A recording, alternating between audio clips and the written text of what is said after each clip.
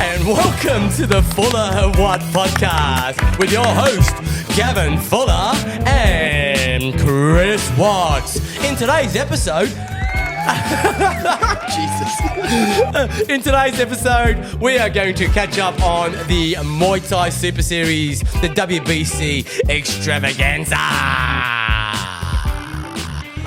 How are you, boys? I'm just going to jump in real quick, Bhoondi. I'm really glad you got my name right this week. Oh, no. Thank you for that. And we didn't even have to have an awkward conversation about it either.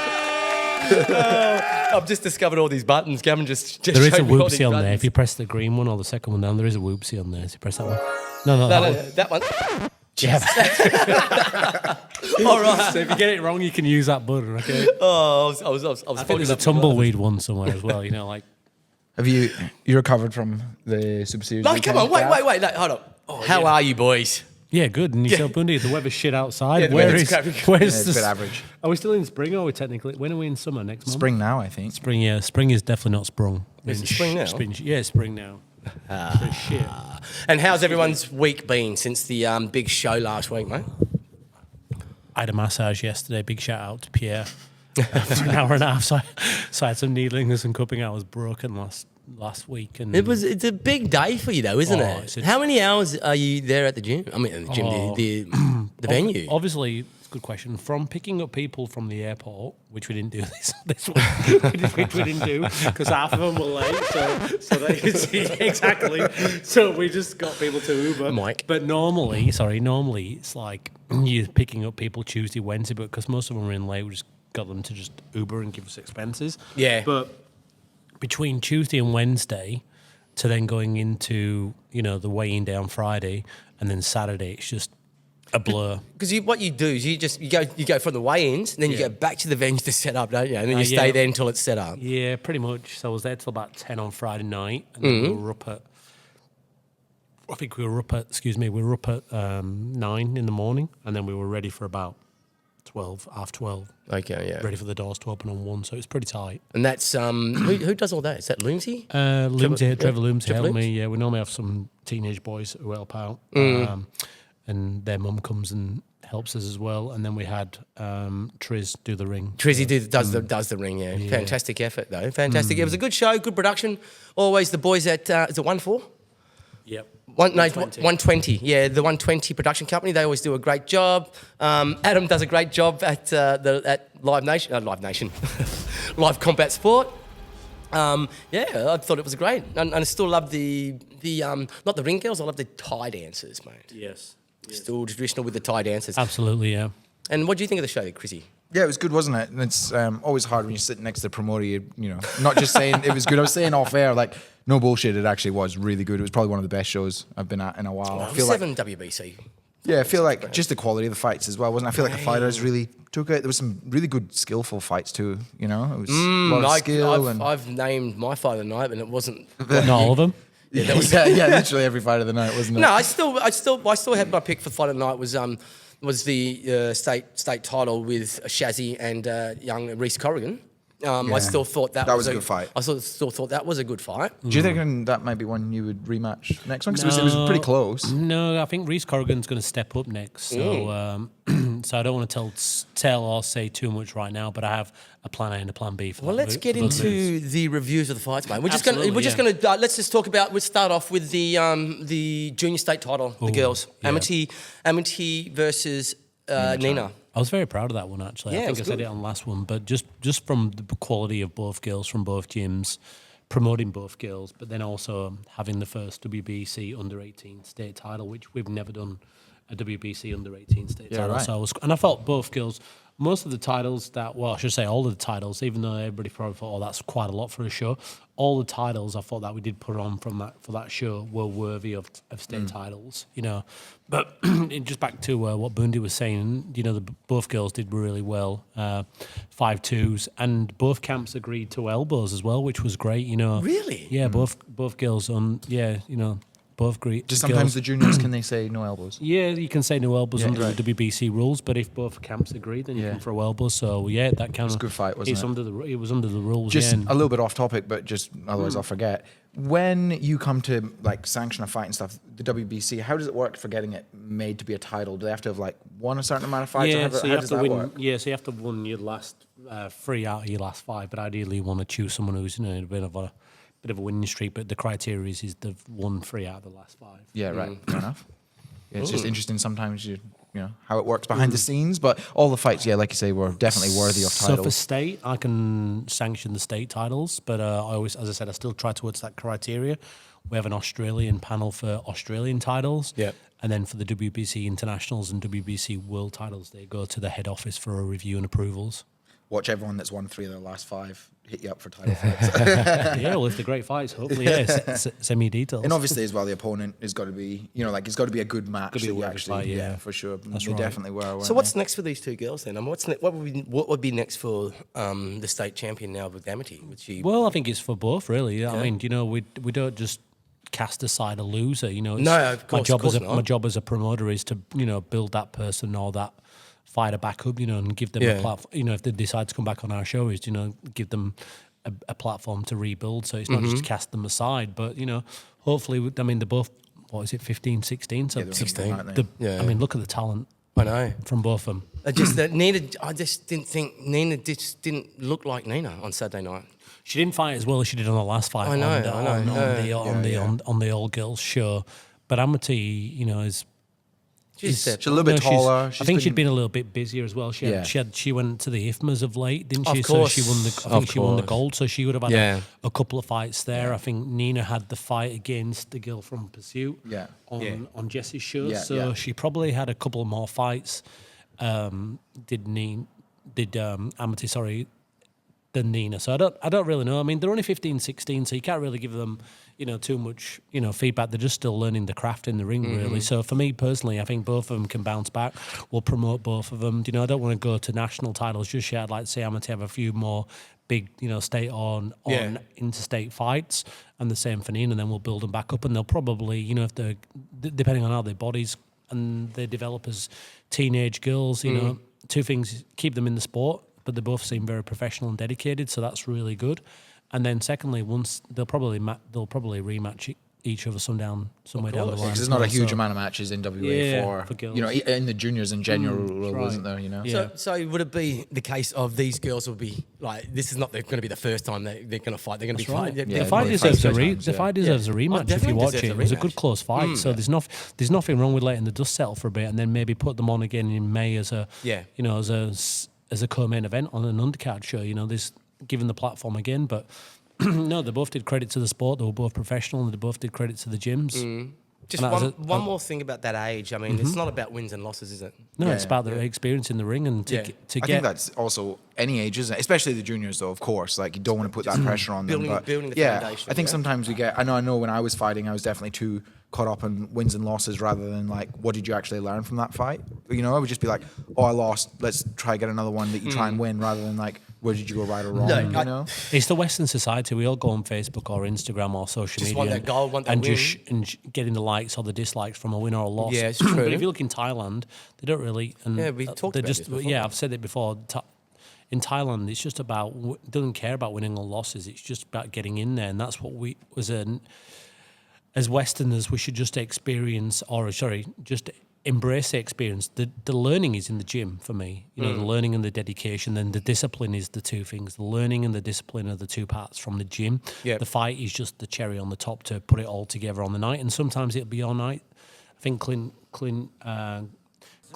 Housen? Yeah, from the pit. He gave me a good synopsis one of these. Sometimes you're the hammer, sometimes you're the nail. And I quite, it's old school, but I actually really like that. Fighters these days are pretty lucky as well. It's pretty good, eh? Fighters these days are pretty lucky as well. When I used to fight, you used to have to wait, or when I first started fighting anyway, you had to wait like a few weeks for the DVD and then buy the DVD and then watch it then. Whereas now you literally could go home that evening, watch it on Live Combat Sports and pick apart what you did well, what you didn't well. You've got that video analysis, and I think that's like super valuable and definitely something that I didn't take advantage of once it did become a thing. But I think like coaches and stuff do now, don't they? And fighters as well, they watch it and pick it all apart and see where they went right or wrong. And it's only a good thing, is it, that sort of technology? No, but back to your question, both girls did a credit to themselves, to the sport, and to and look at probably young girls looking up to those two.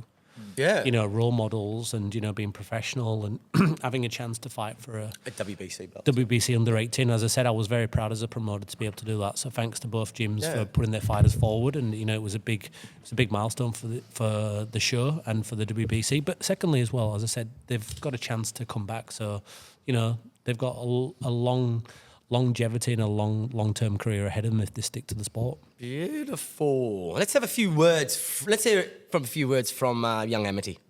WBC under 18 champion, Amity Dudley. Congratulations, Amity. That was an awesome fight. How are you feeling? I feel pretty good, yeah. Nice one, that's great. You're fresh off a silver medal, is that right, at the IFMA Games, and now this, so on a real hot streak. What do you put it down to? I don't know, just luck. Luck? Yeah. I think it's a little bit more than luck. I'm sure you're training really hard at the gym down with Rhino, are you? Yeah, he pushes me pretty hard every week. Nice one, great work, hey?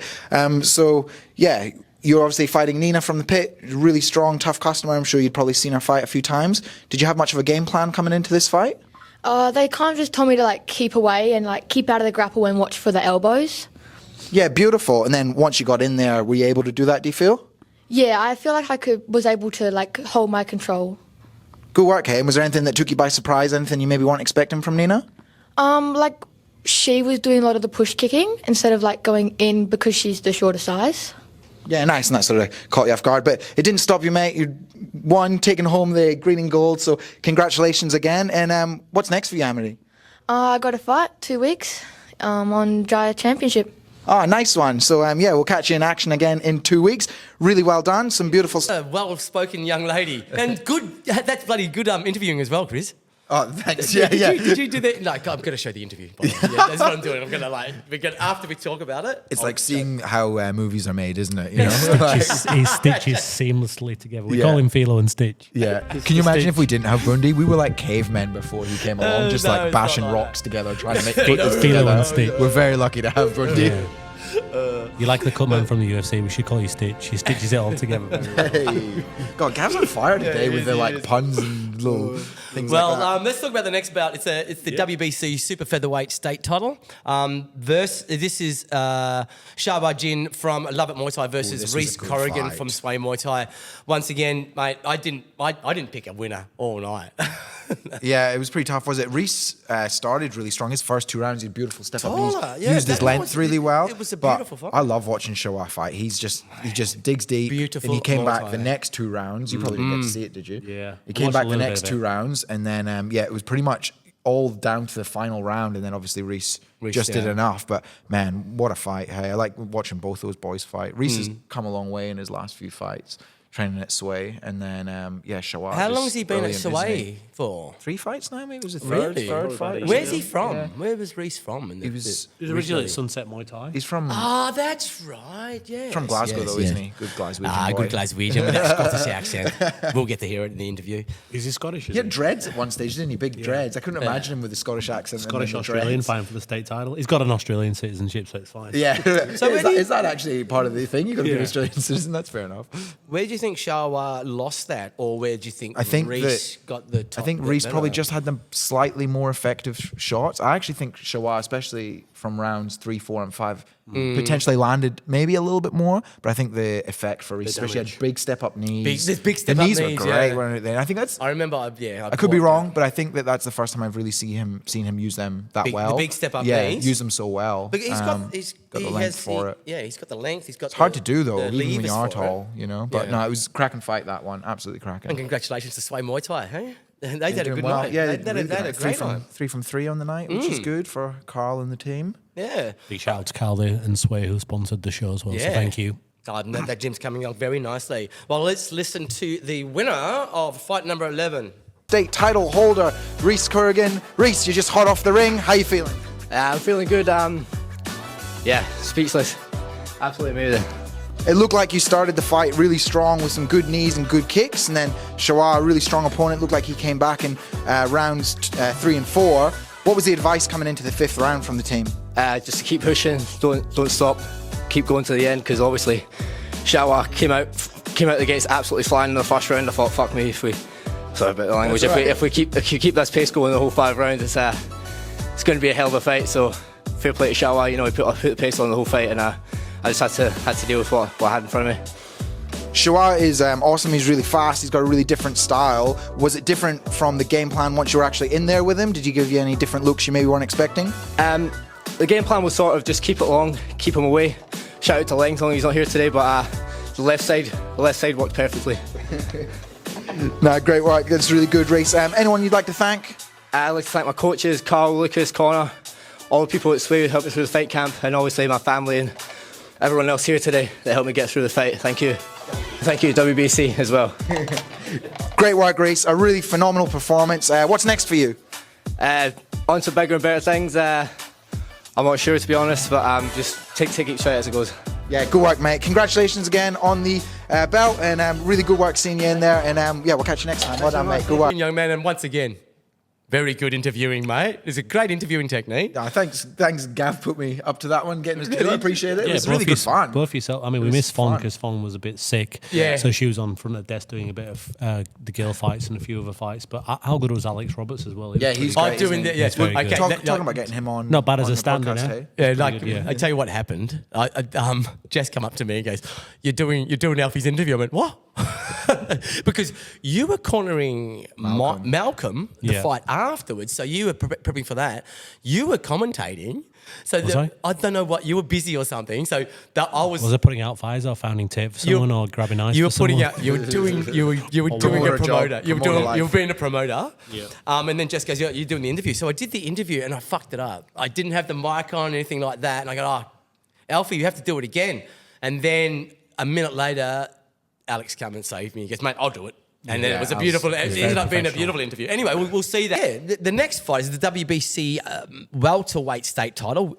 Emmanuel from WA Thai Boxing Centre versus Joseph Stockwell from Riddler's Gym, which was over in a matter of... That was my pick for fight of the night. But Joe sort of... It was actually, wasn't it? Yeah, Joe made Beautiful. it. Joe made it a bit of a shutout in the end, and he used his counters really, really well.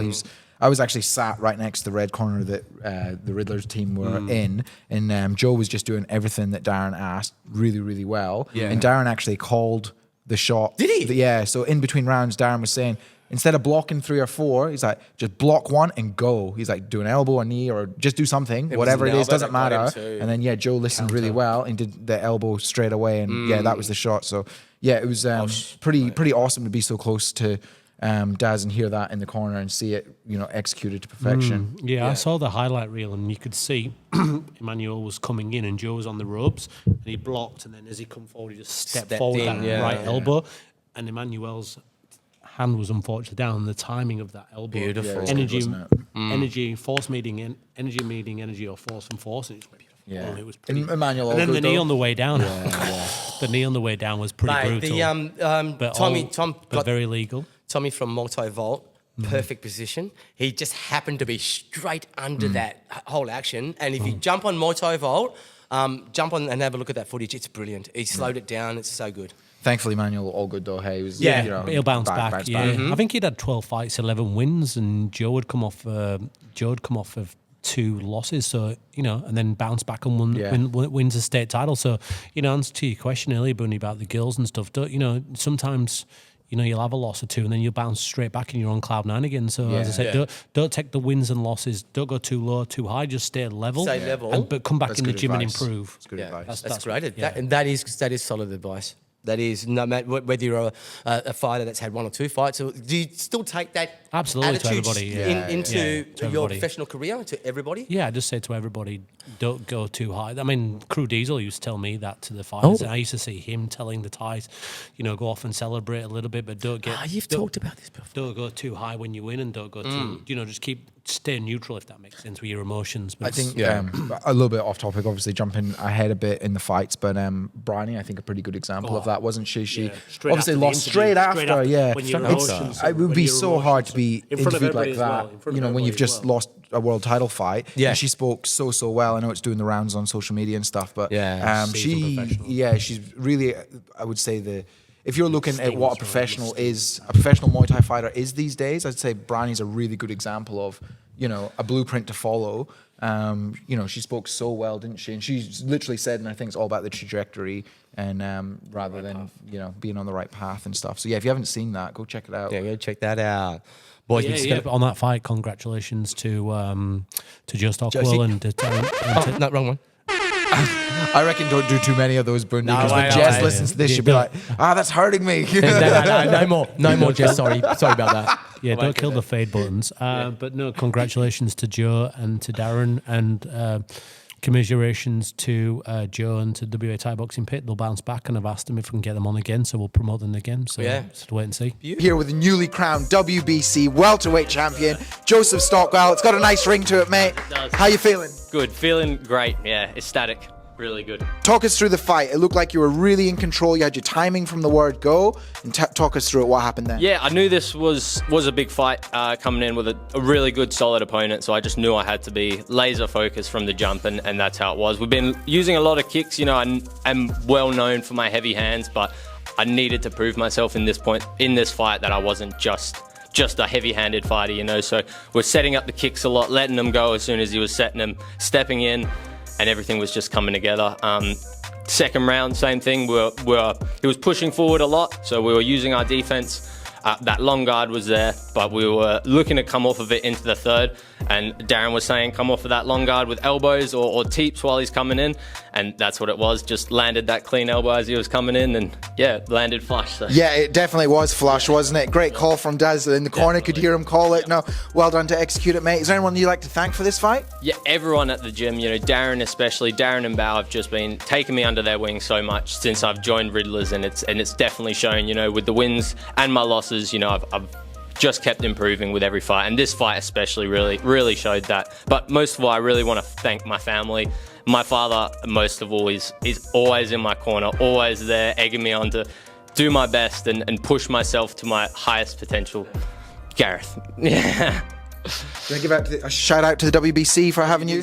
And Gaz, for giving me this opportunity. It's always been a dream of mine to have this wrapped around my waist. And I remember fighting on the MTGP back in the day and just seeing these WBC medals. I wanted one, let alone the title. So a dream come true. It really is. Amazing work, Joe. I feel like we saw the best version of you in the ring, and I can't wait to see again how much you just keep getting better every fight. So congratulations. Enjoy the win. Thank you. Well done, mate. Beautiful. Go for a break. Here's a word from our sponsor. Here's a word from our sponsor, Primo. Asahi beer. Asahi beer. Anyone? Hey, before we go on a break, anybody that would want to sponsor the podcast, anyone, jump on board. We'll jump in the DMs. We need a sponsor. A beer sponsor? Beer sponsor? Be great. Whoa. They can never keep me down, I'm going. And if I ever fail, just know I'll go again. I never quit, cause I know that every loss may lead to another win. I'm going up. I bet when I land, they gon' tell me it's luck again. See that I'm winning, it's harder to watch. I'm setting the stage, you should give me my props. You ain't got no soul, you lacking the spirit. You talk out your neck, I'ma show you I'm with it. I would really hate for you to sit and watch me win again and win again and win again. I know it's probably... And welcome back, guys. We're back. What are you doing, Gavin? Get off your phone, mate. He's Instagramming. You know what these kids are like, Bhoondi. He's just all about the Instagram, mate. Live in the moment. Giving you some. Just what was? I know we laughed a lot about you picking every fight as fight of the night, but on the night, what was your most enjoyable Did fight? you get any of them right? No, I don't think I got any. We of them picked so right. many, he was bound to get a few Look, right. Did you chuck a couple of bets on Palmer bet or not? No, I wanted to. But I would have lost all my fucking money. Yeah, I think I would have as well. No, but in seriousness, what was your favourite fight on the night? I didn't really get to watch most of the fights because I was working at the bank. Gav had you working hard. He's a slave driver. Nah, but I got to watch, the only fight I really got to watch in depth was the last fight of the night, the Australian title, the lightweight title against, and I thought that was a really good, It was a cracking fight, mate. Yeah, we will talk about that at the end, but that's the only fight I got to really see. I did watch a couple of I watched the replays. I want to watch the girls, the world title on that one. That was a close fight, wasn't it? Yeah, very close. It was a good fight though. I still think, I just like watching Shaz. That Shaz and Corrigan fight was really good. I thought, for me, it was beautiful Muay Thai from both of them. Yeah, that's what I thought. Fair. Yeah. What about you, Gav? You didn't really get to watch them. What was your favourite fight? Oh God, I haven't really watched all of them back yet. As I said, I was just trying to put fires out on the night. I watched. People kept messaging me, "Oh, did you win? Did we win? Did we win? Did you think we won? Do you think?" And I was like, "Look, my honest answer across the platform to everybody was, I maybe saw 1 or 2 rounds when I was grabbing money or finding bottles of water or tape and stuff, but I've not really sat down and watched all the fights. I paid for my own live stream, and I've not watched all. I've not It's a watched, false economy, isn't it? I've not watched them. I've not watched them all back yet, so I will do at some stage. Adam gives me live stream. But thank you, Adam. Adam from Live Combat Sport, the best combat sport platform in the country. Thank you. Let's go. Live Combat Sport. Sorry for the ad read there, mate. It's all good. Let's get into the next fight, guys. The next fight will be the WBC Heavyweight National title. Blaze Taylor versus Ashby Ting. It was fight of the night, wasn't it? That got awarded fight of the night. They got awarded fight of the night. Yeah. And Did they or did Reese Corrigan get? No, the heavyweights did. The heavyweight boys did. The heavyweights got fight of the night. Yeah. Who votes for that? The judges. Yeah. And so that Refs You and could judges, probably cut to the R&J team. we could probably cut to Bhoondi picking this because he picked every fight. picked every fight. I reckon he'll use Did you some get this right, editing Bhoondi? magic. Did you get this right? Was this Cut your to it fight now, of the I reckon. fight of the night. Yeah. I did pick this one, fight of the night. Was it your fight of the night, Chris? No, I picked Joe and Emmanuel. Oh, yeah, that's right. Yeah. Yeah. But yeah, what did you think of this fight, boys? What do you think? How do you think it went? It was a close fight. Was it a split? It went down to a split decision. Is that correct? Or? Yeah, I think 2-1 judge. Yeah. And it went to our big boy, to Ashby. Yeah, to Ashby Ting. good Yeah. stays in WA, isn't it? It's good. Ashby's been Another really win, active. another belt for Riddlers. Jesus, they've got so many belts there. Yeah. They're collecting them. 14 brought to you by Love It Muay Thai, the new WBC National Heavyweight Champion, Ashby Ting. How you feeling, Ash? I feel like I've just fought 5 rounds, Chris. I feel good, man. I feel really good. Congratulations, mate. Blaze, your opponent, brought a bit of a different style. You don't see a lot of left-handed, big, tall, skilled heavyweights like him. What was the game plan coming in? Yeah, sure. So I have so much respect for Blaze. He's very technical, so we didn't want to out-technique him. We're smarter than that, so try to bring a bit more aggression, go for his body. The body shots seem to be working, especially in the first rounds. I think I tired him out a bit. I was quite proud of my back-end game where I played a little bit defensive sometimes, especially because he's so slick. So we just changed it up a bit, but the main plan was to bring a bit of aggression to counter his technique. And yeah, awesome. You definitely did that. By the end, you left him a little bit bloodied by the end there. Been doing a bit of training at Riddler's now with Big George Mann. He's sort of very similar body type. Do you do a lot of training with George and prep for this one? Very true, Chris. I was so fortunate. George is almost identical to Blaze. Their style's the same, their body type's the same. So I was extremely fortunate, but man, George Mann's so good. So he really added a great skill to my fight camp. Now, well, congratulations again, Ash. Really thoroughly deserved. Sort of seen you stick at it, even when it's been hard for you to maybe get opponents and things like that. But you've stayed really consistent and you've been rewarded now. Is there anyone you'd like to thank? Oh, Chris, we'd be here for a while, but please, I'd just like to thank a few people. First and foremost, the Lord Jesus Christ for giving me the opportunity to be here. To Darren and the whole Riddlers team, I'm extremely grateful. Also to Steve Walton from Wolves Den. He's trained me for so many years, so big shout out to Steve, all my friends, family, and especially to all of yourselves and Gav for this amazing fight show. Everyone knows how much I love this fight show. So thank you so much, and to WBC for this opportunity. Just I guess I keep saying, I'm trying not to say the same thing over the time, but a bit off topic. There was a lot of splits on the night, and I know that sometimes like people get a bit funny about it, but do you think, and this is just a question out to you, that if a fight is really close and it's a split decision, that's probably the right answer? Oh, yeah. I mean, you don't want knockouts or you don't want like unanimous PDs. You always want to try and match, as I think I said it on the podcast previously, that you try and match make as close to 50-50 as you can. And if you do 50-50, unless it's a landslide in the fight, then it should be hard for a judge or judges to score the fight, because, if it's close, then there's devils in the detail when it comes to judging, and there's also angles as well. Sometimes there can be a pivot or a moment in the fight that you might see on one side of the fight as a judge, like a step in elbow or a big step in knee that scores, which could then, take that round from damage or whatever, or a counter then score. So it's like, for me personally, if it's split decisions, it's good because it shows that fights. That's why you have the judges on the different angles, and it was funny actually for the Bryony Salina fight. I sat in the red corner for the first 2 rounds, and I scored it to Salina. And then I moved to the blue corner because I spied some friends and went and said hello, and I actually scored it the next 2 rounds for Bryony in the blue corner. So it's interesting, hey, like where you sit. And I mean, that's like, to be fair, I obviously. I think that, potentially the rounds were that way anyway. It definitely probably came down to the 5th, I think.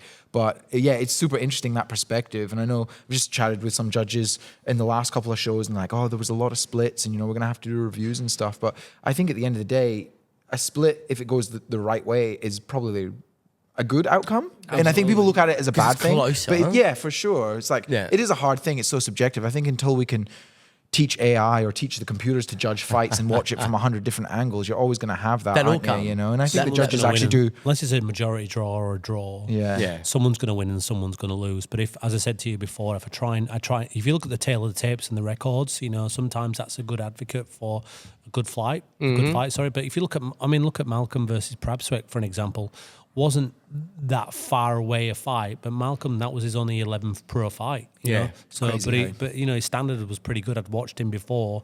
I'd seen Prabsuk not close up, but I was. Let's just get into this. Very impressed with Prabsuk. But going back to the question, Bhoondi, was when you asked me, I said I tried to match him as close as I could. Yeah. Then it's out of my hands. Then it's down to the judges. I think that's what made it such a good show too. Is like all the fights are really close. They were really close. Is not that good. Yeah, the Malcolm Prabsuk fight was really good, wasn't it? I was got to jump in the corner. I just want to go back to the Blaze and Blaze. Oh yeah, do you want to finish off with Blaze? Yeah. We'll finish off with Blaze and Ashby Tank. So how'd you think it went with Blaze? I think Blaze. I thought he might have had that one. I actually didn't get to watch it, to be honest. Yeah. I watched the last round. But if it was a good close fight, let's do a rematch. Yeah. That's the other thing too with these splits and stuff is like, do you think the culture should just rematch straight away, or have a couple of fights and then rematch? Or for the states and nationals, they have to be defending every 6 months. Internationals and world are every 12. So if we're talking February next year, what's that? October to February, November, December, January, February. That's 4. So they've got a rematch between now and April. So I know you want to see that one over again. Oh well, yeah, I'd like to see it again. Yeah, and as a promoter, if Ashby is the genuine winner, which he was on the night, then he should be the one who defends in his town. He put everything into that fight. I think we had, before the interview. Aaron might not like that because he might want the rematch in Sydney. But as a promoter, as a promoter, I don't care really. As long as it's a great fight and both boys get an opportunity to fight again and go for the green and gold. That's my objective. What I did love about Blaze as well, like he was disappointed after the fight at the result. Obviously, we're only human. But mate, 2 minutes after that, well, not 2 minutes. It would have probably been about maybe half an hour straight away. He was fine. He was like you said, it's not about the wins. Yeah, not about the wins and losses. It's just get it all, just get the foundation done. I think that's obviously it's a pro card, and that is the difference, isn't it? You've got professionals. That's the you're a pro fighter. You should probably behave and act like a professional. What did you think to the model of like having just about 8 and 9 amateur fights and then a full pro card? Would you like to see like a full pro card of like 20, 22 pro fights? Just all pro? No. Or do you like a bit of an amateur and pro fight? I like the amateur. The only reason I like the amateur shows because these amateurs, like for example, we had Lily from Love at Muay Thai. Her first amateur fight, and she was fighting. What the made nerves. No, there was nerves, but what she really loved about fighting on that card, dude. It was her first fight, amateur fight. She was fighting on 7 on a card that had 7 WBC titles. Got you.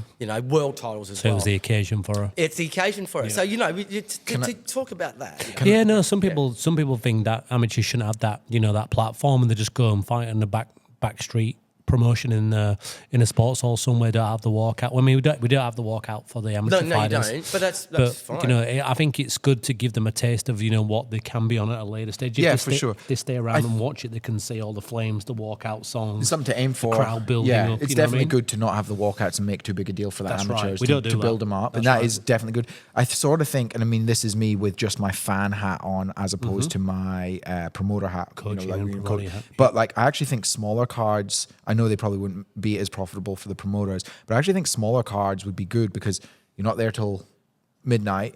you sometimes like not lose interest is maybe not the right term, but it's Fatigue.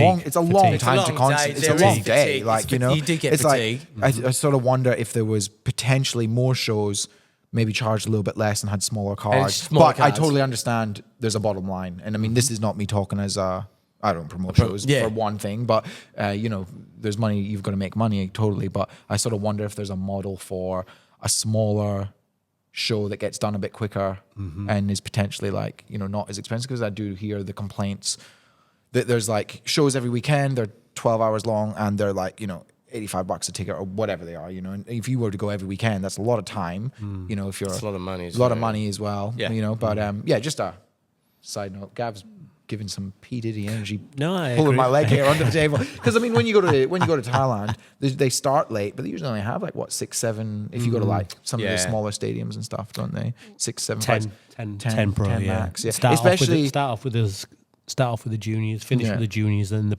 the main card's on about 5-4, Especially- between 5, 4 and 6, and then it drops down again. especially if you've got a lot of 5x3 fights. But Yeah. on that, I'm not saying that the show was I a love the drag on 5 weekend or threes. anything like that. But I love the 5 threes. yeah, I do Most like of the- 5-3s. I think if you look, well, most of mine on the pro card were 5 Yeah, threes they or almost 5 all 2s, were. right?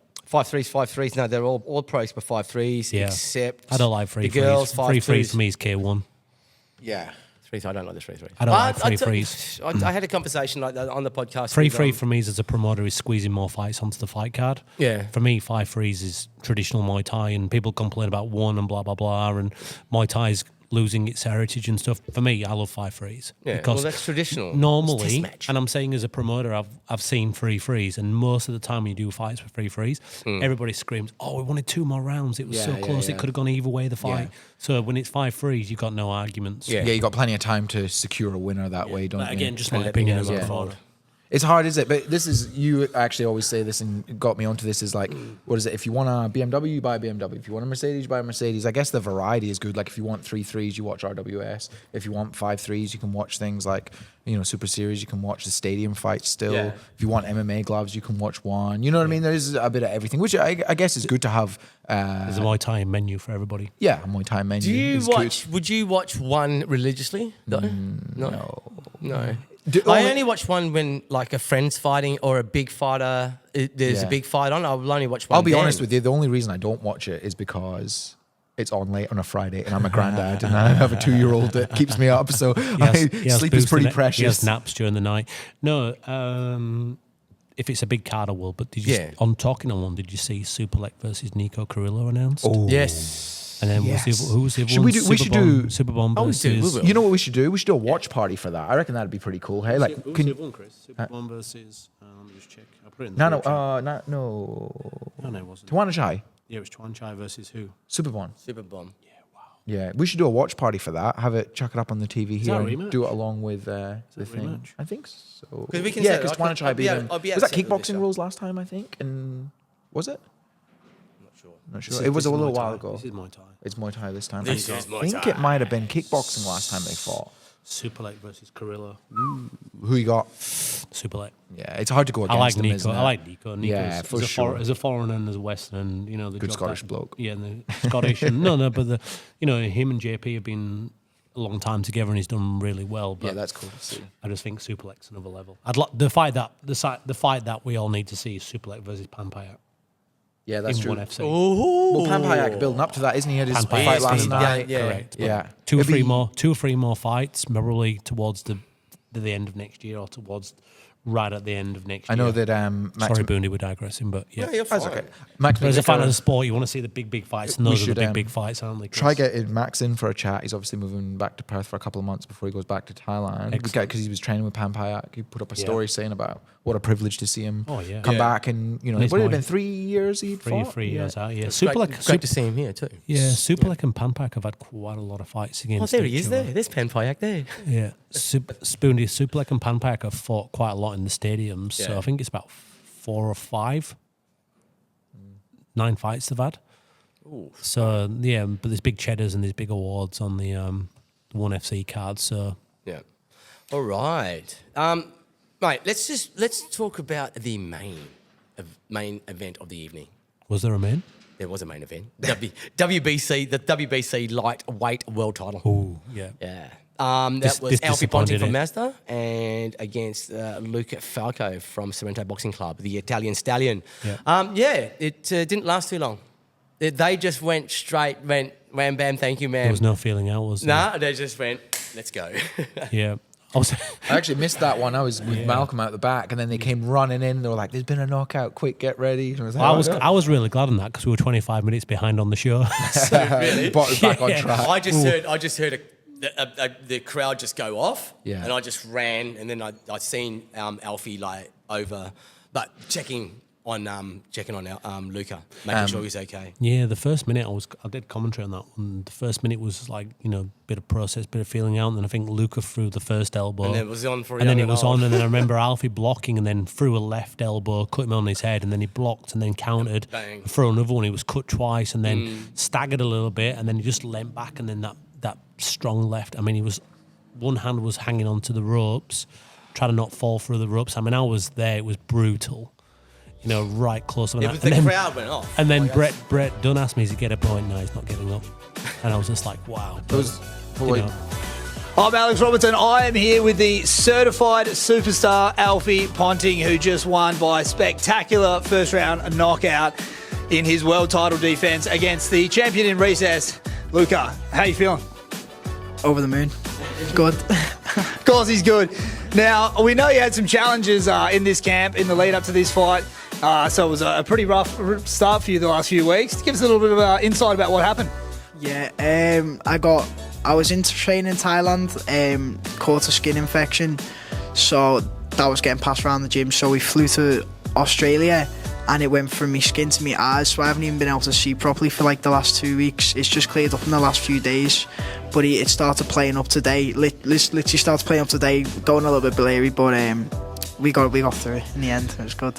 Mate, you got out there and you got the job done. The first round, you guys did not hold back. It was action straight away, and he clipped you with a nice little elbow there as well. And then you boys just went, all right, let's see what happens. Give us a rundown of what you were feeling in there. Yeah, he landed a few good shots. I landed a few good shots, but he caught me with an elbow as well. We both exchanged elbows, and my head's hurting but obviously I've come out a bit better. So yeah. Oh mate, that was an absolutely spectacular performance. Is there anyone you want to thank back home? Or I'm sure there's quite a few people that you want to give a shout out to back in Liverpool there, and the whole gym. And yeah, I've got quite a lot of sponsors. So thank you to you, by the way, for sorting me out last week with the physio. Thank you to we got another clinic looking after us down here in Perth, Thrive Wellness Centre. We've got Dream Car Rental. They're in Perth. They look after me mega. We've got Primo. They look after me. They sponsor me. We've got a clinic back in Liverpool, Concordia Clinic. They get me in every day, make sure I'm good. We've got people sort me food, Just Juice Nutrition. I'm with Charlie Meeting as well. We've got tape tens. I've got the list. The list goes on. Everyone knows what they've done. Thank you to my mum for cooking me food as well. Thank you to WBC as well. Thank you to Gav, the promoter, for matching it and giving me the opportunity. And thank you for Luca. Thank you to Luca for flying out and making the fight happen. yeah, it was a spectacular fight, and you went out there and absolutely put on a spectacular performance. And we can't wait to have you back again, mate, in Perth. That's 3 times and 3 big wins against quality opponents.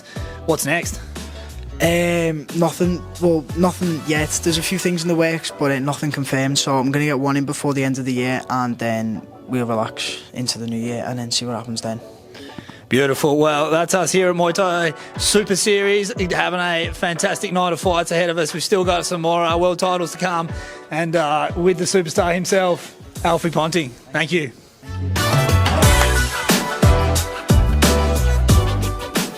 Those boys from Mazda Gym have got the special sauce, don't they? They're bloody good. Yeah. Like, Crazy good. And close-knit. I was watching them, just the way they interact with each other. They're like fucking family. They're like They're little so young brothers. too. All those boys are They so give each other young. shit. Yeah. I love it, man. The scouts is cool. like giving each other crap about whatever. Good attitude. That's a isn't it? great attitude to go. Man, imagine that being that age, 18, Alex is a good 19, coach. traveling the world, doing what you love. Wow. And beating everyone along the way at the moment anyway, you know. Alfie fighting on one again soon. Yeah, I think he is. His match for 1 year. Yeah, I think. Like, I've always said this about Alfie, right? Like that's a guy there's an extreme talent, like a talented athlete.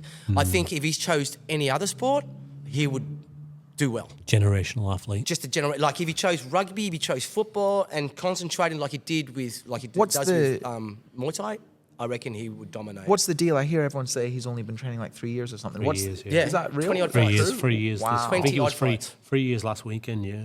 That's unbelievable, isn't it? That's absolutely unbelievable. That's talent. That's just an extreme athletical talent. Yeah. Alex is a good coach as well, though. He's Yeah, very of strategic. course, Alex is a They very. have to have something. Alex going is a on. very strategic mastermind coach. Not unless you've sat down and talked about how his brain works and stuff. Alex is very, deep into his fight strategy. And, the 1%ers like rehabilitation. The cryos, the chambers. The oxygen chambers. Does all that. He's into the sports science part of it as well. Is obviously the bag pad running, all the conditioning. He's into the sports science part of it as well, and he's very smart of his manoeuvres. And the relationships that he has with the boys, it's like it's not so much as a father figure.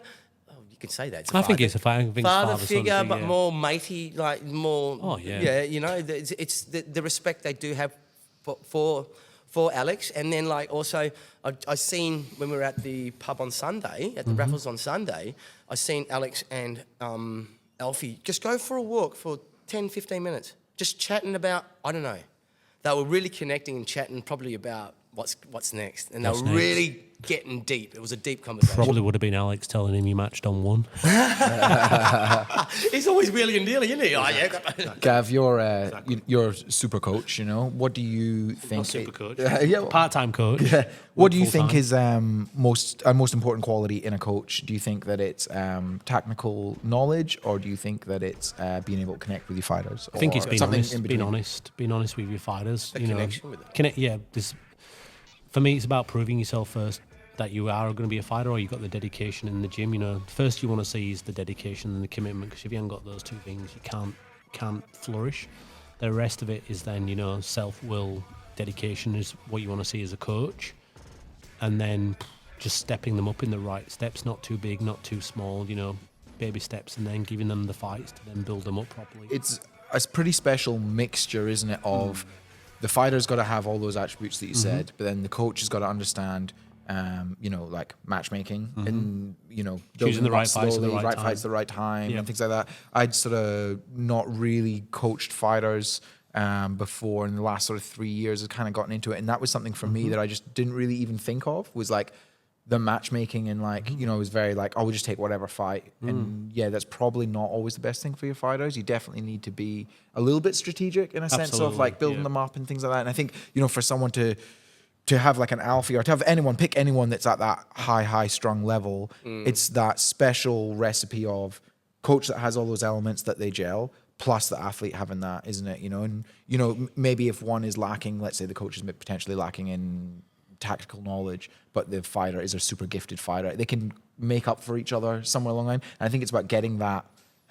blend. And I think this is where those super gyms, where like you say you have like we talked about Riddler having loads of belts. Yeah. We talked about Mazda obviously having those gyms that have got loads of champions. That's, I think, what is extra special, isn't it? It's not just one or two athletes. It's 4, 5, 6, 7, 10 athletes. Pitt, Pit, but it's course. also generational. It depends on who walks in and comes into your gym. The key is to, when you have a gym, is to, if you've got a good stock of fighters, is to keep them busy and hungry. But then when they're getting into the teens and the 20s, then you have the next evolution of fighters coming through. Otherwise, you have a bit of a stopgap, and the gym gets dry. You've got to constantly evolve. When fighters get into that 29, 30, who's the next generation that's coming through? And then, mold them all together, pick them and learn from them. That's the success for gym. I mean, if you look at Bad Company Gym, for an example, I think Liam started when he was about 14, 15 with Richard. And Is that Liam Harrison's gym, yeah? Yeah, and Bad Company. Well, they've merged together to get a gym now. But I think Liam's been with his coach for like 25, 26 years, which is amazing, really. 25, 26 years. Could have gone off and opened his own gym. But, there was Liam, Andy, Jordan, Stephen Milady, Badger, 5 or 6 proper 14, 15-year-olds all coming through the ranks, multiple-time world champions. And that's the recipe, really. Yeah. All right. Along with hard work and dedication. It's a bit of a break now, boys. Hey, boys, let's get into the co-main event of the evening, the WBC Super Bantamweight world title. Bryony Soden from Three Lions versus Salina Flores from Premier Fight and Fitness. San Diego. The gym is in San Diego. Yeah, it was a good fight, wasn't it? That was the teep queen. Those teeps. She lived up to her name, didn't she? Yeah. It was. You know what? She was actually compared to. I'd watched a few of her fights coming in. Yeah. But beforehand, it was actually her ring craft. I feel like was a real big sort of point of difference. She did quite well to draw Bry to the ropes. Yeah. And then Bry was trying to obviously box and use her strong hands. Then she'd lock her up and turn her straight away. Yeah. And I feel like that was a big difference in the fight. Was just that little bit of extra ring craft that maybe the Three Lions team maybe weren't expecting or ready for. It seemed like I haven't really seen her do that in her other fights, but she seemed really on the evening, which I guess for a world title fight, everyone's on, aren't they? But yeah, it was pretty impressive to see that. Not always, but you got to be. Yeah. Not always, sorry. Not always, but you got to be, right? But Bry really came alive for rounds 3, 4, and 5, didn't she? So it looked like took her a little bit to get going. A split decision, was it, or was it unanimous? It was split, I think. Yeah, it was split, but I think split, but this is where we need the right way. No, it was split, wasn't it? But yeah, they it was a close fight, good fight. You know. Them teeps were really spectacular. Maybe a rematch down the line. Bry you think in America? Oh, absolutely, yeah. That'd be cool for Bry, wouldn't it? Yeah, to travel to America. Yeah, absolutely. She deserves it. And like we're talking about before, like just how humble she was, a gracious loser as well. You know, very. It was it showed her professionalism, showed her dedication to the sport. Yeah, So, she loves Muay Thai, Bryony, and you can hear it when she speaks, you can hear it when she talks, and I think she definitely will be world champion one day. It just obviously wasn't her night. Was that a second try at that as well? Yeah, at the world title. The first one was against girl from Hannah Brady. Hannah Brady, yeah. Yeah, no, that'll happen for Bry one day. But yeah, all congrats to Selena. She was fantastic on the night. She loves it. Yeah, she came on sharp. She's very professional too, though, isn't she? The way she speaks, the way she curates herself, everything's, She was saying in the post-fight interview that she manifested all of this. Yeah. Newly crowned WBC world champion Salina Flores. How you feeling? Feeling great. I'm happy to have this belt strapped around my waist right now. Come all the way from America. Did you know much about your opponent Bryony before you came over? I did. I think I actually followed her on Instagram before the fight was even made. So I did watch a few of her fights. But like I said in my pre-fight interview, I don't like to look too much into, footage and stuff like that. I just like to focus on myself. So I did my research and I was aware, but, I'm what's most important. So I focus on me. Yeah, no, fantastic. And you definitely paid off tonight, didn't it? Yes. World champion, something you've obviously worked for a real long time. Just tell us a little bit, how does it feel? You just fresh out the ring? Yeah, I thought I was going to feel more emotional, but honestly, this just feels normal. I expected this to happen. This is why I came here. I knew I was going to win this, and exactly what I envisioned in my head came to life. I write notes, I journal every single day, and literally twice a day I write about this in my journal, and it happened. Nice. Well, make sure you spend a bit of time savoring the win and all that hard work that's gone into it. Do you have anyone that you'd like to thank or anything? Yeah, absolutely. I want to thank my coaches, Jeremy, Carl, everybody back home at Bomber, my training partners who helped me get ready, Ashley, Susan. They came here with me all the way from America, all the way here to Australia, so it really means a lot to have them here with me. I want to thank my sponsors. I have so many of them. I would love to list them all out. They're on the back of my shirt.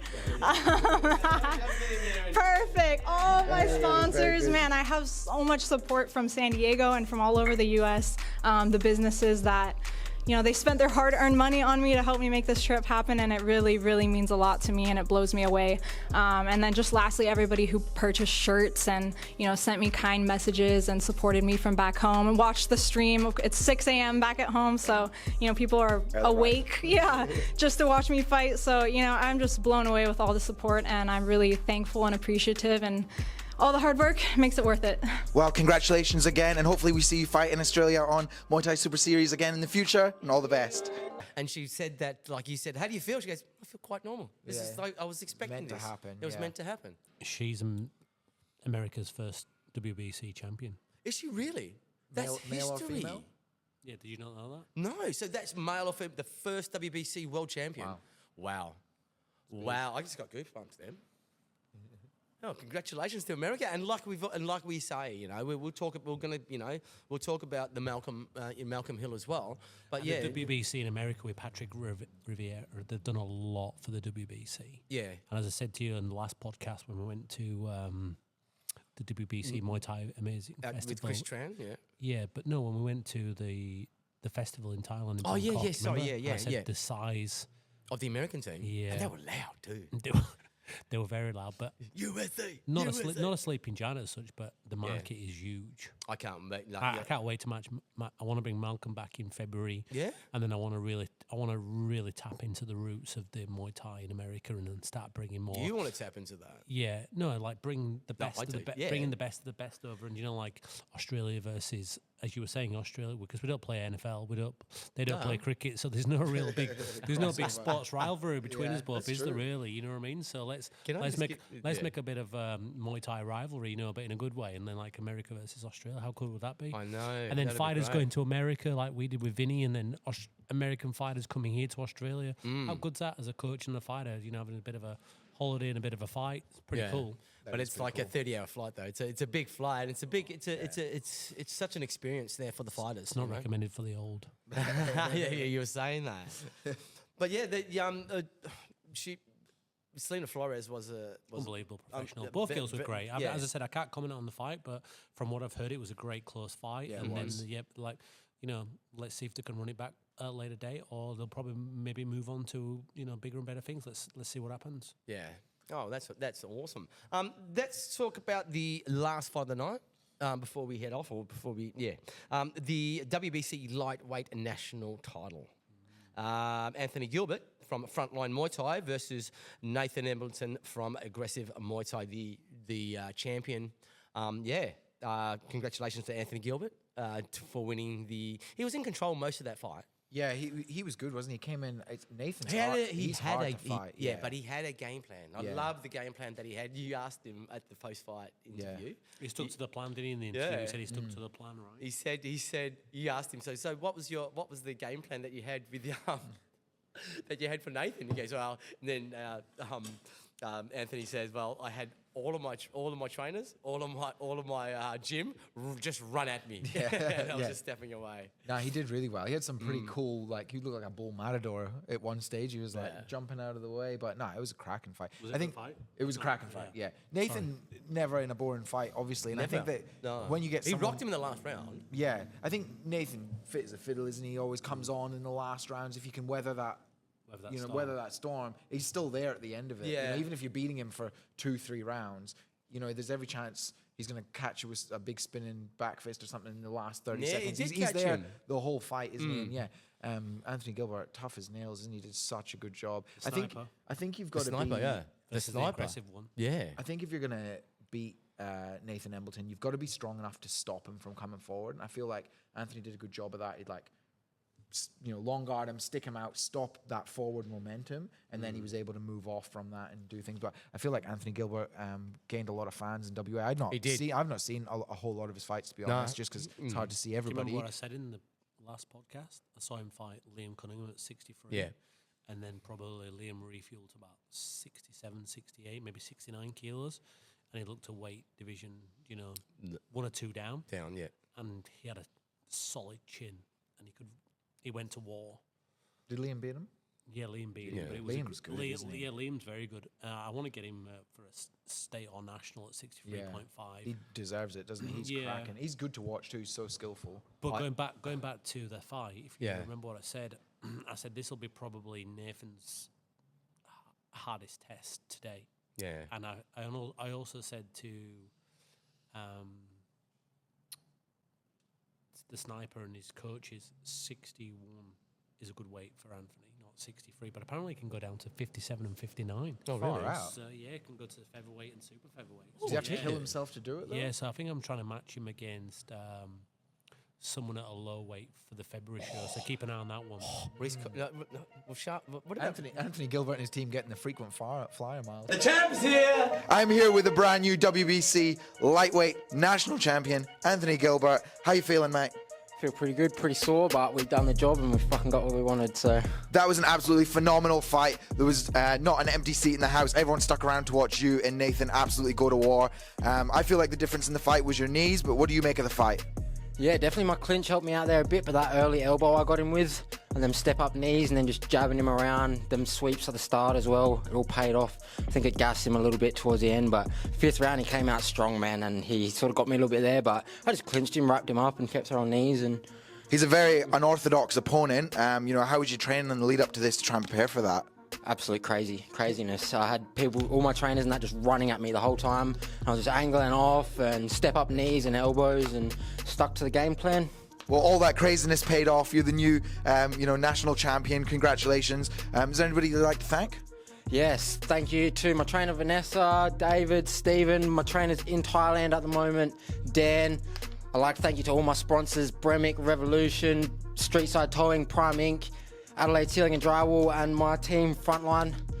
We're the best, honestly, and Posnick as well. Shout out to him, legend. Well, mate, I think you made a lot of fans here in WA, and we hope to see you back here on Muay Thai Super Series again. Enjoy the victory tonight, and congratulations again. Thank you. I hope to be back, and I hope you just love the real main event. That was a real main event. Let's go. Thank you to both fighters. As I said to Shane, we'll build Nathan back up. He's been a long ambassador and a long servant for the WBC for the national title.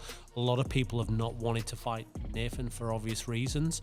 Fair play to Anthony Gilbert and the Frontline Gym for stepping up to take that fight and to travel to Perth to fight the national champion. It's a pretty hostile crowd when you fight the aggressive boys. They bring all of Belmont down to come support them, don't they? And it's and they are that the crowd was on Nathan's side on Saturday night. But looking forward to promoting them both again. I'm looking forward to see what's happening next with Anthony as well. I'm really looking forward. He's a nice chap. 80% done on that one, so watch out. Oh really? Yeah. Oh Jesus! So I had a bet with him.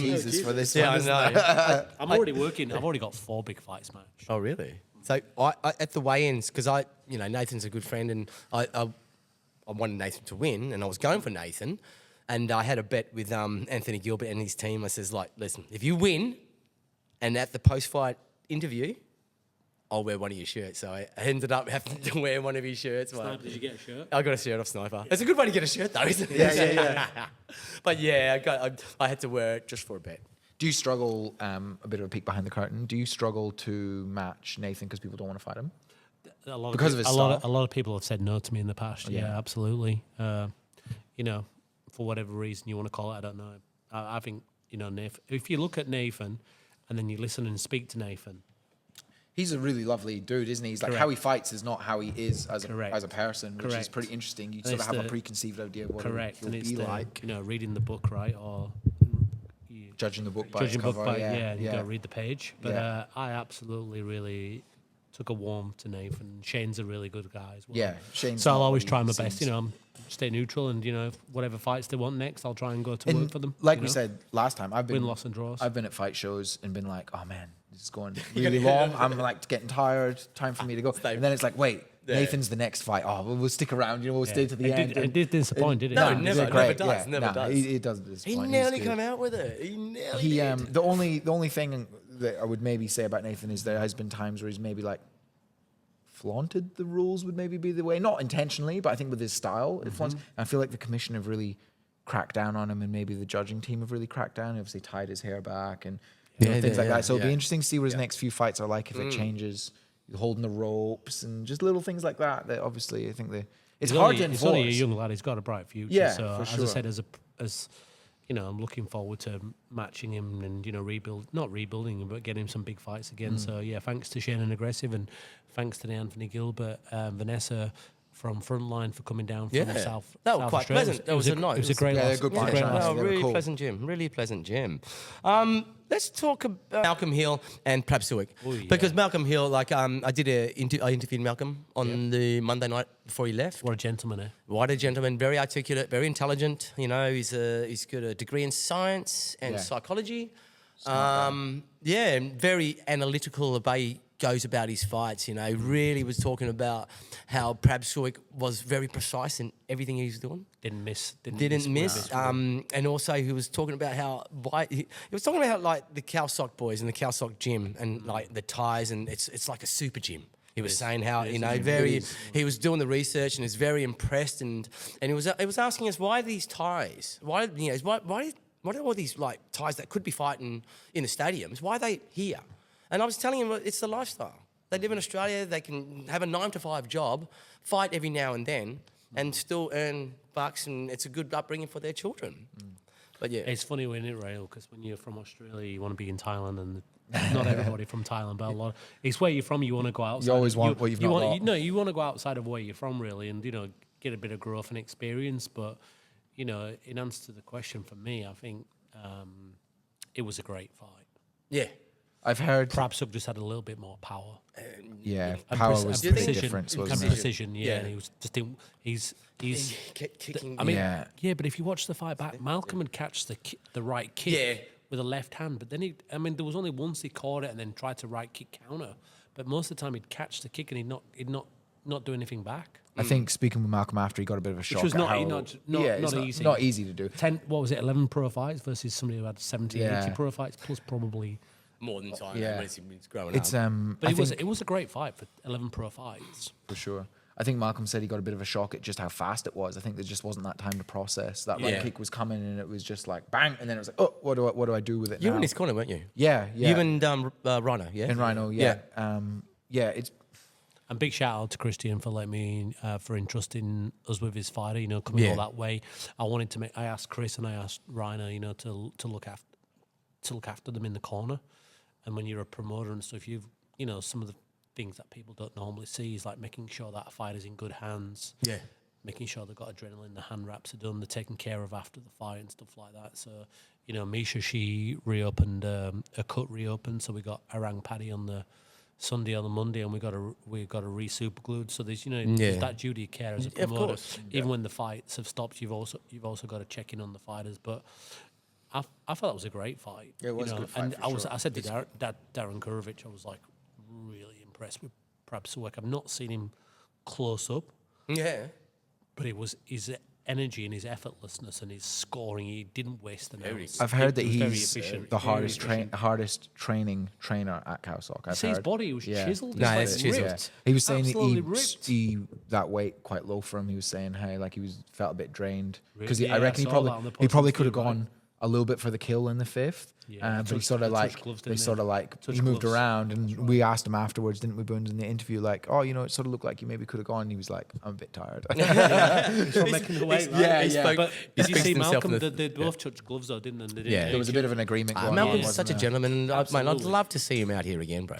Yeah, if you can. He's good too. He's very good. No, he is good. He is good. I've already messaged and asked him for. I've already messaged them and asked if they can come back out in February.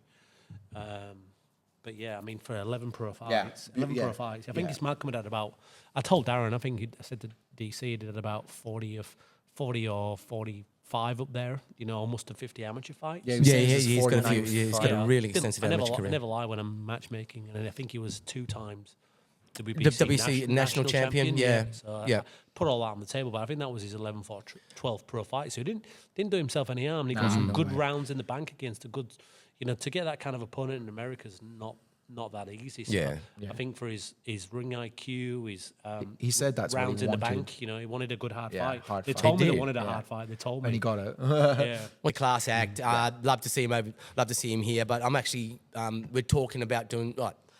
You guys, watch the. I've got an interview with Malcolm Hill on Striker Chat, so I'll put the links in the bio, and also we're going to get some collabing together, so we can talk about American and Australian Muay Thai, get that connection going. what is the rivalry between America and Australia in sport? It's not cricket. No, the only rivalry we did have was the America's Cup. We won it in 1983 against Ponting. against Muay Thai a little bit more exciting. Was that Ponting? Yeah, it's like a boat Yeah, race, it's like- isn't it's it? a Is that boat when they race. won in free or? We had it back in free, and then Is that they when won it when back. Packer yeah. said we should have an Australian day off or something like that? Yeah, or yeah. No, it was should Bob be going. Hawke. Bob Hawke said Yeah. nobody should be going to work We tomorrow. won the America's Cup, and no one won it for 157 years. Or Didn't he say something like nobody should be going to work tomorrow? Tell you what, any boss who sacks anyone for not turning up to die is a bum. Yeah. But let me tell you a little quirky thing about American sport and cricket and Australian rules. For example, the first Test match ever of cricket, or first international cricket, was meant to be the Australia versus England at the MCG for the Ashes, 1877. That was 1877. But here's a quirk. Here's a fact for you that cricket was play on played. Flinders Street? Yeah, cricket was played in America when they colonised it, and the first international, and also in Canada, and the first international cricket was played against America and Canada in 1822. 1844 Bhoondi. And If that ever comes up in a pub quiz, Bhoondi, Yeah. someone, you're the man for that, aren't you? I don't know why I'm going to cut that motherfucker out. No, that's good. I reckon leave that in. That's interesting. That is pretty interesting. And they are also the first two countries to ever play an international Australian rules game. So Canada and America were the Really? first international teams to play an Australian rules game. Yeah. There you go. Far out. So, yeah, Well, there they you go, beat us. ladies and gentlemen. Not just Muay Thai talk, but a sports history Bit of for sports you. history. Could you do? I mean, the cost would probably be pretty astronomical, but could you do a 5 or 6 fight pro card of US versus Australia? Absolutely. The cost I would reckon be that'd be something. absolutely If the phenomenal. Just make those the only fights on the card and just bang. If the fights are there, we'll make them. There you go. Really? What about the? Should we finish? Did you just catch the 8 women last night? I didn't. I caught a few of the fights. I caught the final. Obviously, the Katie Mitchell won that one. I seen the fight with our two girls, Sienna and Paris. Paris. It was a good fight. Paris. It was it was a split decision. My personal opinion, I thought Sienna was going to get it. But just the way the way it finished, I thought Sienna was coming on more. And then I watched the. Were they Katie, 3 3s or 3-2 rounds? They were three threes. Yeah, Were they because 3-3s? because it was a tournament mode. And then I watched the Mitchell versus Paris fight, and Mitchell was just all over her. It was Katie, sort of- Katie. it was Katie, I knew Katie as soon as I knew at that fight, Katie would have been it. It was a little bit bittersweet, the two WA girls getting drawn together. I know. Like, bitter because you obviously want WA to go further on and there would have been the 2 up chances for WA to win, but sweet in a sense of those girls just fought and it was a cracking fight. That was just another recently. cracking fight. I And reckon, then yeah. they've rematched straight away and it was cracking. It was a good cracker. fight, It was. so. I reckon it might Bit have of been a bittersweet fight of the one. night as well. It was Yeah, the it was same. good. These two match up so well. They really do, and very entertaining. Yeah, really You know, good fights. the grapples, elbows, they got it all. Yeah, Very it was good. entertaining. It was a Pretty good fight. tough. That 8-person format is rough. Three fights of 3-minute rounds. There was only 1 stoppage. Was it the final? I don't think there was any stoppages except the final. I think it was, I've done yeah. one before. You've done one before. Not me personally, but as a coach. Yeah. With George when we had. Oh we yeah, had that's the eruption, right. We had the Sorry, mate. eruption. We had That the was a long eruption time ago. A long time ago, yeah, about 9 years ago now. But yeah, George got through to the final. Against Ben Mahoney.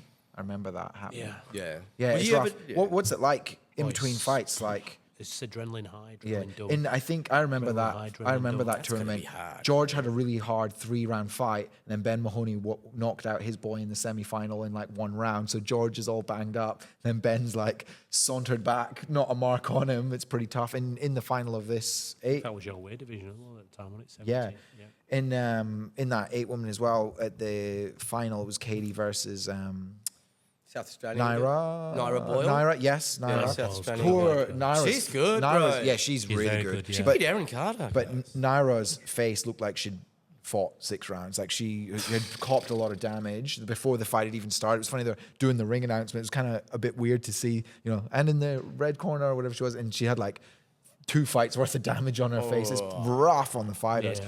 What did you guys do when you had George? Did you have a game plan for trying to minimize? Did you keep warm? Did you cool right down? Oh no, yeah. I mean, to be honest with you, it was the first time as a coach I'd done that kind of tournament before. I'd seen them and I'd been in, been in the corner before with other teams, but with myself, you know, it was just me. I had Brody Stalder came out and helped me, bless him. What do you think the strategy should be? It's hard, is it?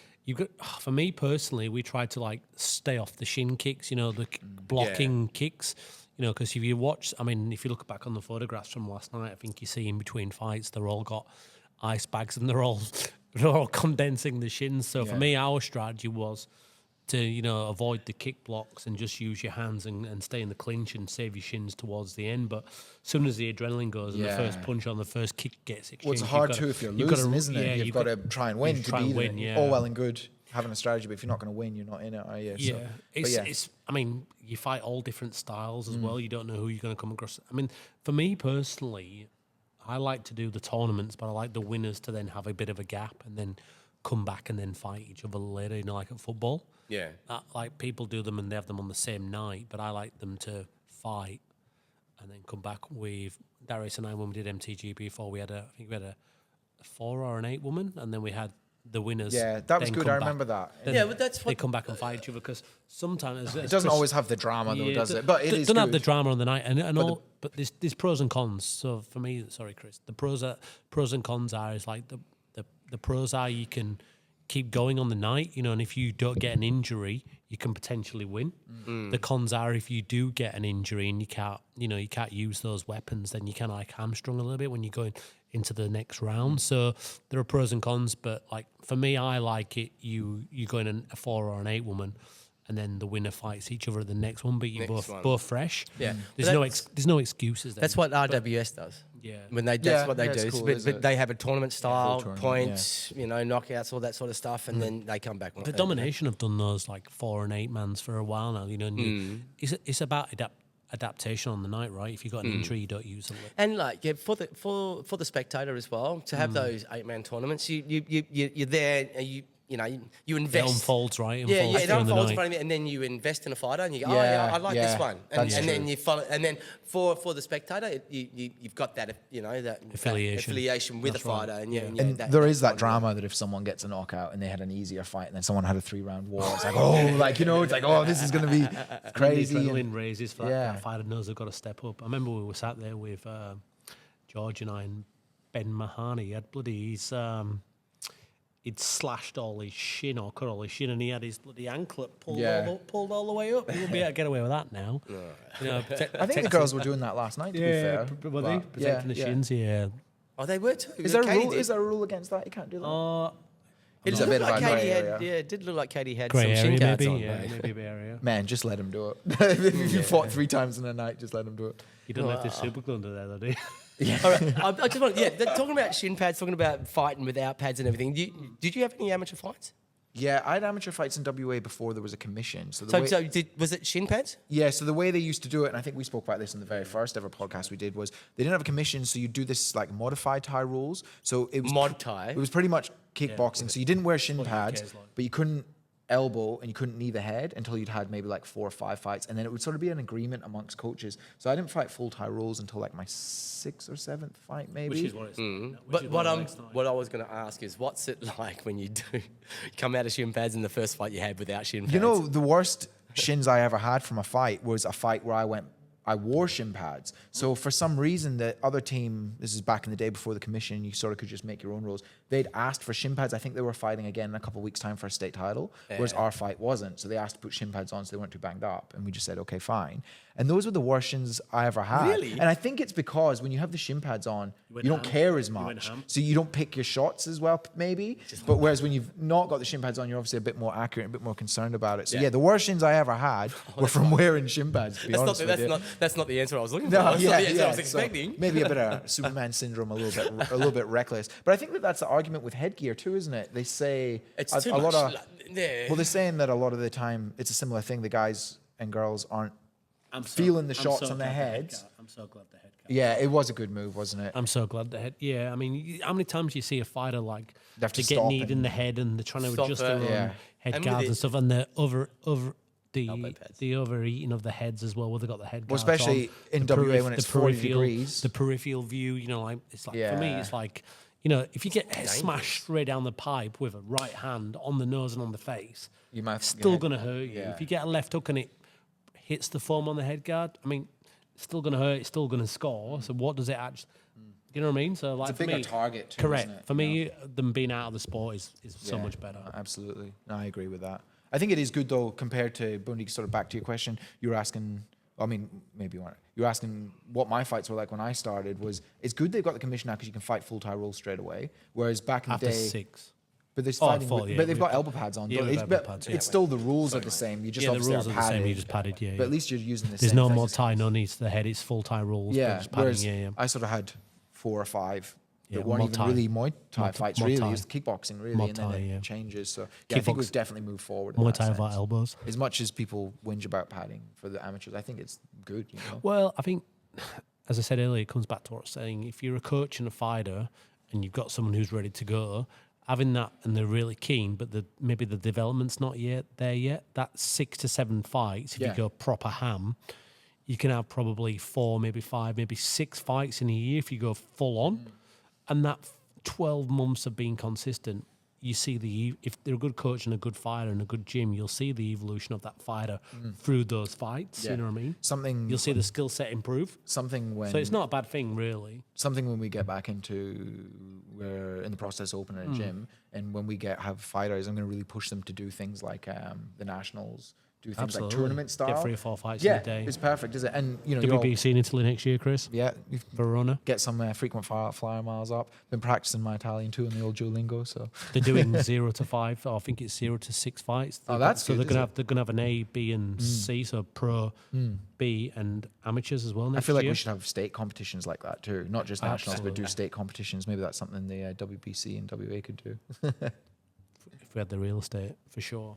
In the UK, they have I think it's a Waco or a. What's In the UK, they have like 4 or 5 rings in one day, and they'll have a weight division, and they'll have 10 or 12 fighters from that weight division, and they'll all crack on against each other. Yeah. And the winner will come out, and that'll be the crowned division champion. Boxing Australia does a similar thing like that, and I think that's something we could definitely adopt for the Muay Thai to just like rack up fights, get experience. Plus, what a spectacle! We're talking about tournament style. You know, you go along and see an amateur that you like, get to see them on that night fight.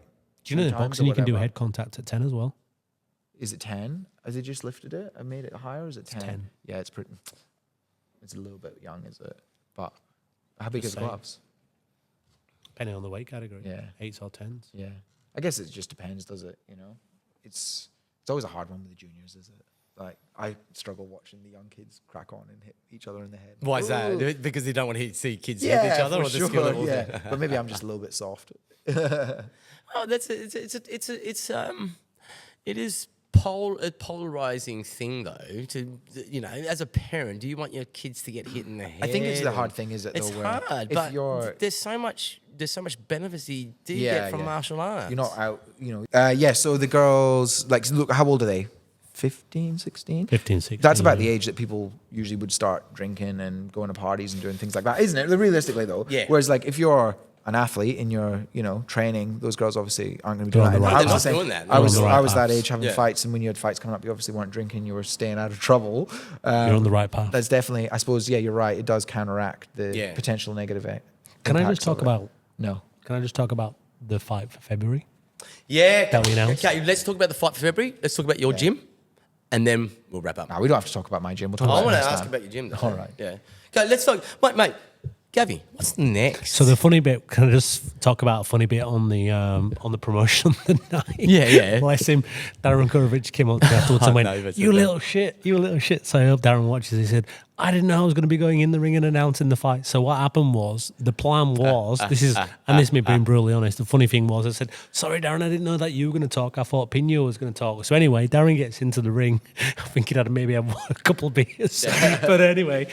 Gav, bless, you wanna move that yeah, one? bless his soul. Sorry. Darren announces. Darren jumps into the ring with Kong with Pino and announces that he was fighting on the next show in February, but they forgot to announce that they were fighting. So he just I don't know if Darren was just being strategic with the teasing, but he just said, "Yeah, we've got a big fight for next year." But then they didn't announce who they were fighting. So about 5 minutes later, we put the poster up and everybody knew who was fighting. But we've got Kong, who's the WBC super welterweight world champion, versus Joe Ryan from the UK versus the super middleweight That's a big sorry, fight. the That's a middleweight big champion, that's announcement 72, not super middleweight, 72 kilo champion. So that's locked in for February. And I also have a really big female world title fight coming. World title, yeah. World title coming for February as well. So Beautiful. watch the socials in the next week or two for that. So you got big announcements. You got that big world titles here. Kong Thailand, man, another It's a great fight. outstanding It's a great talent. fight. And Joe there. Ryan, like, Big fan of both boys. yeah, for sure. How could you not be? They're You're getting awesome, aren't you're they? getting an England bloody WA rivalry going. And it's, do you know what, as well? Kong's former Lumpini champion. Yes. And Joe Ryan's current Rajadam champion. Really? Yeah.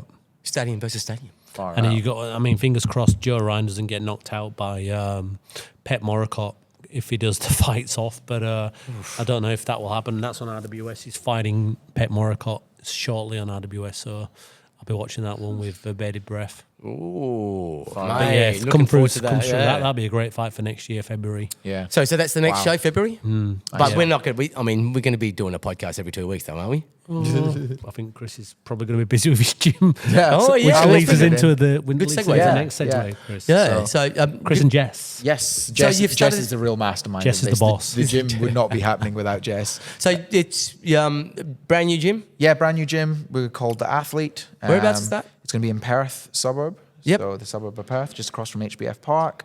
Pretty exciting. really? Yeah, if you follow us on the socials and stuff like that, you'll obviously see all about it. But Is there any socials up at the moment? Yeah, we got the socials up. I'll The, put the them in Athlete the- I'll put them in the Instagram. bio, Oh, I'll thanks, put them in the Bones. links. Yeah, Yeah. so yeah, I'm waking up in the middle of the night at 3 a.m. every night and going, what if nobody comes? We've like poured our If life it doesn't savings scare, into it. if it doesn't scare you, it's if it doesn't challenge you, it's not worth doing, Chris. So Yeah. that's all I Yeah. can say to you. But- Is if it scares you and challenges you, do it. To be honest, the real ethos of the gym is just about just having a space where we're not interested in being a super mega gym with 1,000 people coming or anything like that. We just want some good people that want to train, want to have some fun, want to get fit and healthy. And if we Beautiful. have fighters and people that want to fight, definitely we have that as well. But we've got boxing strength and Muay Thai, and it's just we want to have a space for people where it's like cool to train and a good like-minded sort of community and bunch And you've of been people. a coach. so.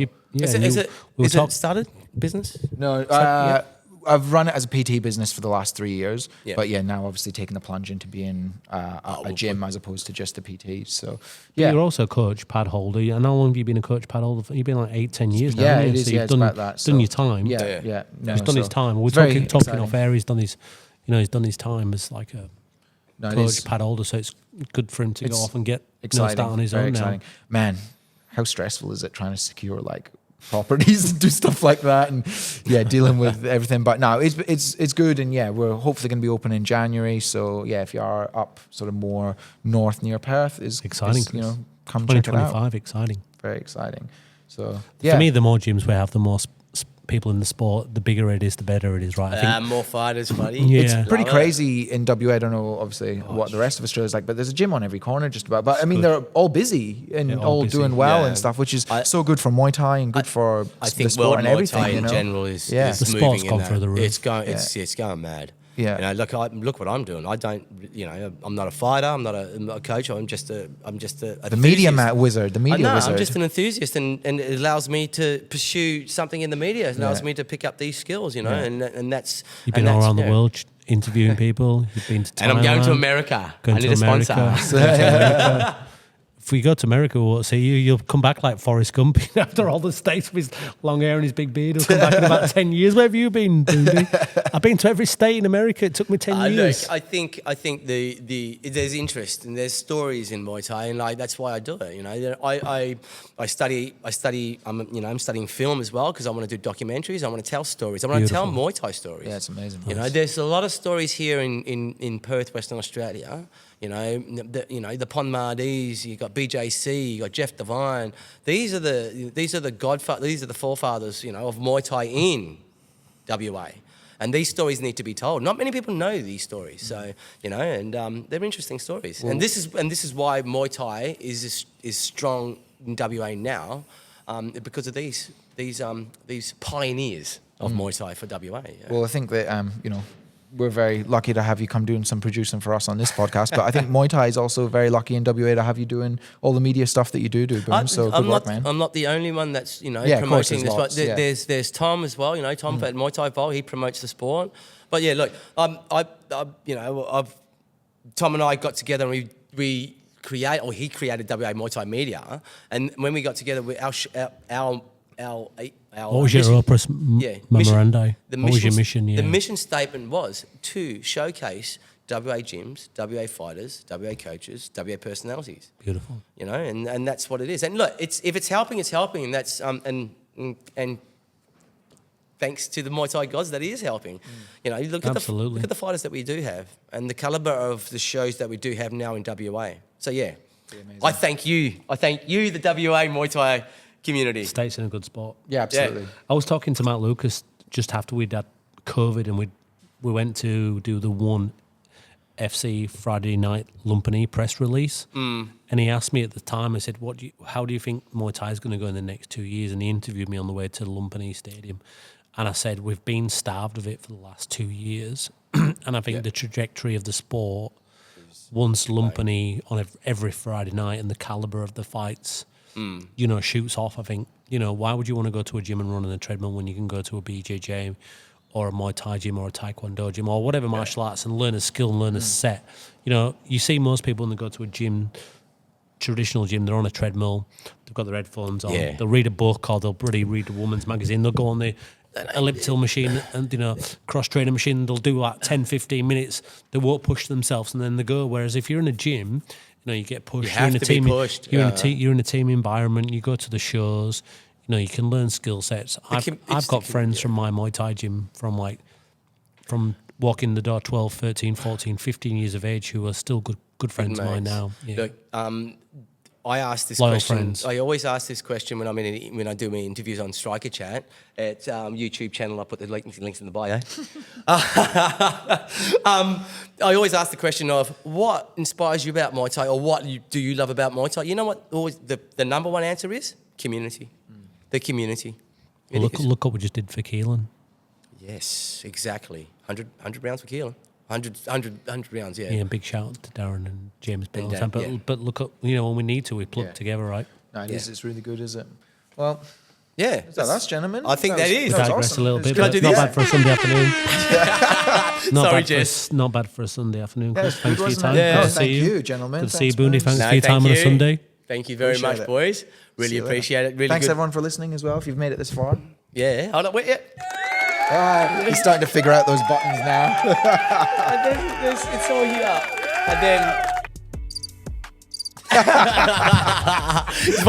wave. That's what we do when we give a shit. Wave at the camera, Gav. Wave at the camera before you go. Chrissy, wave at the camera. Wave at the camera. Oh yeah. All right.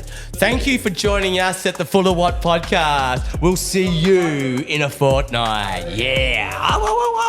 Yeah, baby.